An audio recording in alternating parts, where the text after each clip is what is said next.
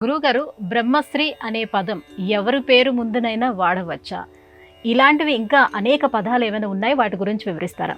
కాలంలో సంబోధనలు విపరీతార్థాలు, విశేషార్థాలు, నూతనార్థాలు, వ్యంగ్యార్థాలతో కొత్త కొత్త రూపాలను సంతరించుకున్నాయి. గురువు అన్న గౌరవ పదం కాస్త గురు అన్న సినిమా భావజాలంతో మారిపోవడంతో వ్యంగ్యార్థంగా మారింది. అదే రకంగా బ్రహ్మశ్రీ అన్న పదం అపారమైన జ్ఞానం కలవారు, వేదాంతార్థం తెలిసిన వారు, పంచవిధాలుగా ఉండేటటువంటి వ్యాఖ్యాన లక్షణాలు తెలిసిన వారినే బ్రహ్మశ్రీ అన్న పదంతో సంబోధించాలి.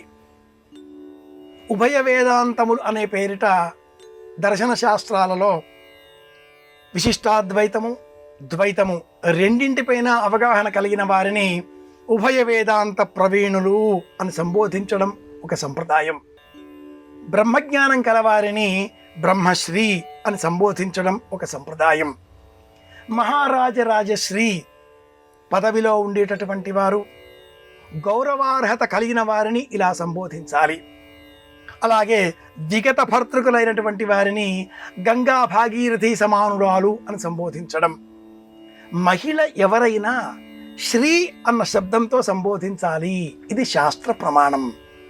వివాహం అయినా కాకపోయినా మహిళలను స్త్రీ అన్న పేరుతో సంబోధించాలి.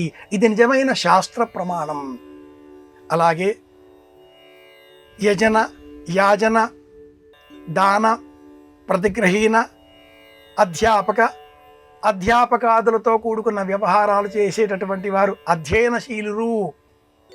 యజన, యాజన, అధ్యయన, అధ్యాపక, దాన, ప్రతిగ్రహీత, షట్కర్మ నిరతులైనటువంటి అనే సంబోధన కూడా పూర్వకాలంలో ఉజ్జాయింపుగా ఒక 40-50 ఏళ్ల క్రింద ప్రచారంలో ఉండేది. నేటి కాలానికి ఈ పిలుపులన్నీ వ్యంగ్యంగా మారిపోయాయి. మిస్టర్ అండ్ మిసెస్ అన్న పదాలే మిగిలిపోయాయి. అర్థం తెలుసుకుని ప్రవర్తిస్తే, ఆ శబ్దాన్ని ప్రయోగిస్తే నిజమైన ప్రయోజనం మనకు లభిస్తుంది. ఎదుటివారికి ఆ గౌరవాన్ని అందించిన వాళ్ళము అవుతాం, అగౌరవపరచకుండా ఉన్న వాళ్ళము అవుతాం.